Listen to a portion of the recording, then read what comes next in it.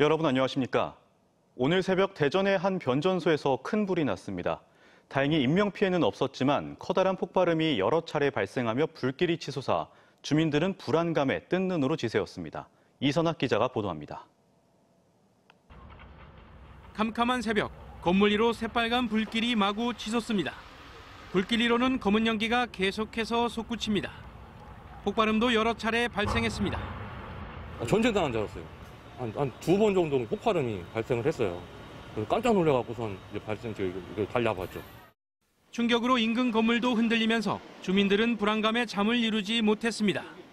물먹이가 전쟁 난 것 마냥 막 팡팡 막 세 번이나 울리더라고. 예, 뭐 불길도 있고 막 그렇더라고요. 그래서 피신했다 왔죠. 소방서에는 관련 신고가 161건이나 접수되는 등 신고 전화도 쇄도했습니다. 아유, 큰일 났다 싶어가지고 검은 연기가 진짜 완전 저쪽 하늘을 그냥 다 덮고 있더라고요. 인명사고는 없는지 이렇게 걱정돼가지고 소방차가 되게 많이 왔다고. 오늘 새벽 5시 15분쯤 대전 동구 가우동 한국전력공사 남대전 변전소 변압기에서 불이 났습니다. 이 불로 변전소 내 변압기와 개폐기 등 지중설비 19곳이 불에 탔고 인근 점포에도 불이 옮겨 붙었습니다. 소방당국은 대응 1단계를 발령해 4시간 만에 진화를 완료했습니다. 화재가 동시다발적으로 여러 곳에서 일어났기 때문에 저희 동부소방서 소방력으로는 대응에 한계가 있어서 인근 소방서를 동원하는 대응 1단계를 발령해서 무인 변전소여서 다행히 인명피해는 없었지만 화재로 동구와 중구 등 일대 6만 4천여 가구의 전기가 끊겨 주민들이 큰 불편을 겪었습니다. 임시 복구로는 인근 변전소가 있습니다. 그래서 그쪽으로 부하 전환을 해서 순차적으로 지금 하고 있는 중이고 빠른 시일 내에 되도록 하고 있습니다.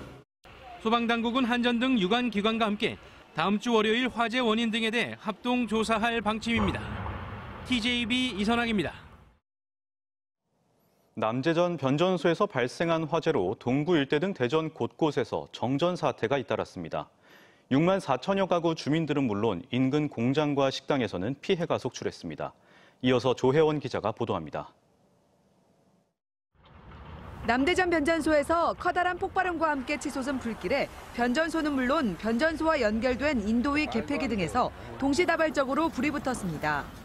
화재로 동구 일대는 물론 중구와 유성구 등 대전 곳곳에서 정전 사태를 빚었습니다. 조명은 물론 냉장고 등 가전제품의 전기 공급이 끊기고 엘리베이터 가동이 중단되는 등 6만 4천여 가구 주민들이 불편을 겪었습니다.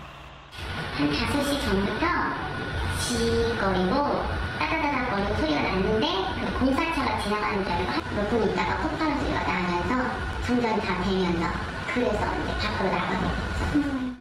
인근 전기 공장에서는 새벽부터 놀란 가슴을 쓸어내려야 했습니다. 불이 붙으면 큰 피해로 이어질 수밖에 없어 직원들이 총출동해 차단기 점검에 나섰습니다. 저희한테 공장으로 옮겨줄 수 있었잖아요. 물건이 완제품 제품이 많단 말이에요. 불똥이 튈게임이 걱정돼가지고 공장 그 차단기 메인부터 내리고 공장을 정비를 저희들 했습니다. 손님들이 식사 중인 식탁 위엔 촛불까지 등장했습니다. 갑자기 나간 전기에 임시 방편으로 촛불을 꺼낸 겁니다. 카드기와 식기세척기도 모두 꺼져 5시간 넘게 영업에 큰 불편을 겪었습니다. 전기가 이렇게 소중한지 몰랐어요. 왜냐하면 지금 식기세척기니 뭐 카드기니 뭐든지 다 자판기도 안 되고 다 안 되니까 어려움이 되게 많아요. 손님들도 어려움이 있고 손님들한테 일단 제일 죄송하죠. 도로 신호기도 멈추면서 곳곳에서 차량 정체가 잇따랐으며 경찰관이 수신호로 차량을 소통시켰습니다. 한전은 인근 변전소에서 전기를 끌어와 정전 복구 작업을 벌여 전기를 재개했고 복구 작업이 마무리되는 대로 시설 정비에 나설 계획입니다. TJB 조혜원입니다. 밤사이 대전에서 그제 확진된 30대 부부와 관련된 코로나19 확진이 이어졌습니다. 그제 30대 부부와 미취학 자녀 등 5명이 양성 판정을 받은 데 이어 어제 자녀가 다니는 유치원 교사가 확진됐고 또 밤사이 단순 접촉한 서구 거주 40대와 중학생 딸 등 관련 확진자가 모두 8명으로 늘었습니다.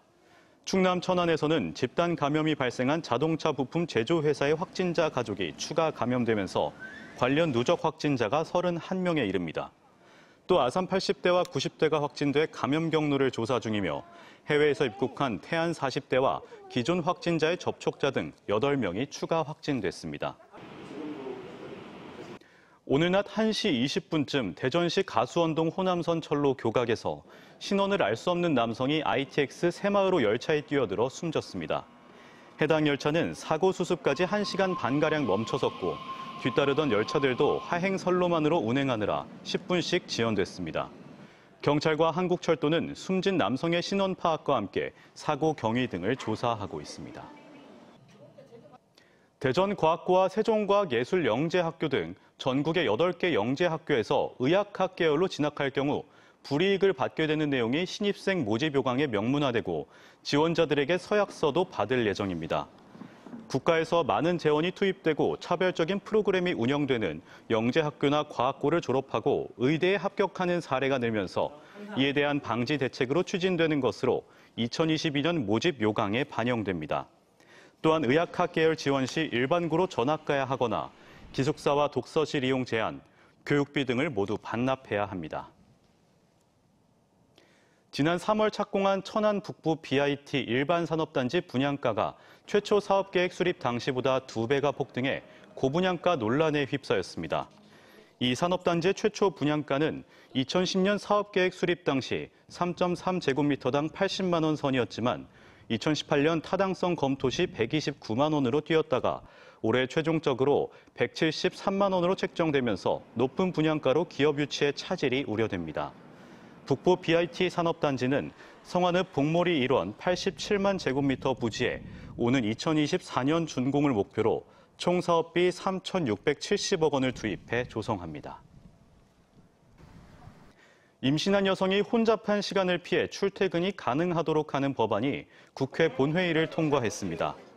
민주당 강준한 의원이 발의한 이 법안은 임신한 여성 근로자가 원할 경우 일일 근로시간을 유지하는 범위에서 출퇴근 시간을 조정할 수 있어 오전 8시 출근에 오후 5시 퇴근하거나 오전 10시 출근, 오후 7시 퇴근이 가능해집니다.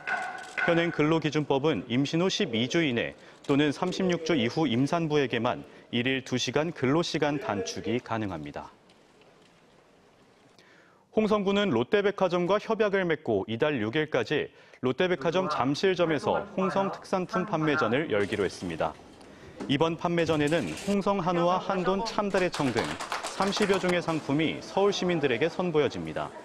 이번 판매전 외에도 앞으로 두 기관은 홍성 지역 우수 농수산물의 판로 확대에 협력하기로 했습니다.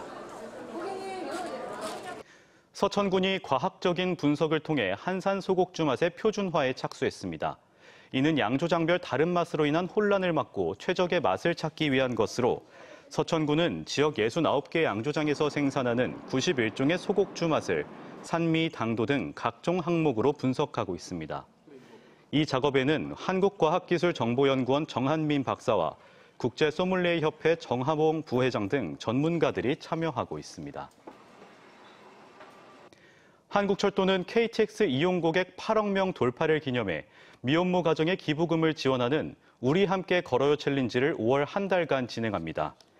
이번 챌린지는 한 달 동안 모든 참여자의 누적 걸음수가 8억 걸음이 되면 한국철도 임직원이 평상시 모은 기부금 8천만 원을 저소득 미혼모 가정에 지원하는 방식으로 워크온 애플리케이션을 설치해 참여할 수 있습니다. 서산시가 학교 밖 청소년들을 대상으로 1년간 최대 20만 원의 교통비를 추가 지원하기로 했습니다. 현재 충남도는 매월 4, 5만 원씩 최대 8개월간 청소년들에게 교통비를 지원하도록 조례를 제정했지만 서산시는 이에 더해 4개월분을 추가로 제공하겠다고 밝혔습니다.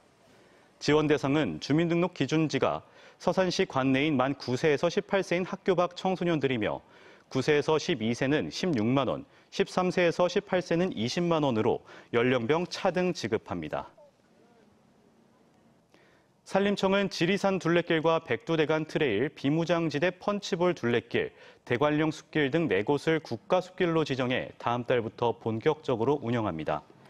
국가숲길로 지정되면 보존과 이용이 조화를 이루도록 표준화한 품질 체계에 따라 운영관리 지침서를 마련하고 민관 운영관리 협의회를 구성해 체계적으로 관리합니다. 세종시에서 재산세율 인하 적용을 받는 공시가 6억 원 이하 아파트가 전체 83%인 것으로 나타났습니다. 세종시는 올해부터 적용되는 1가구 1주택 주택세율 트름에 따라 1주택자의 경우 지난해보다 재산세 부담액이 줄어든다고 밝혔습니다.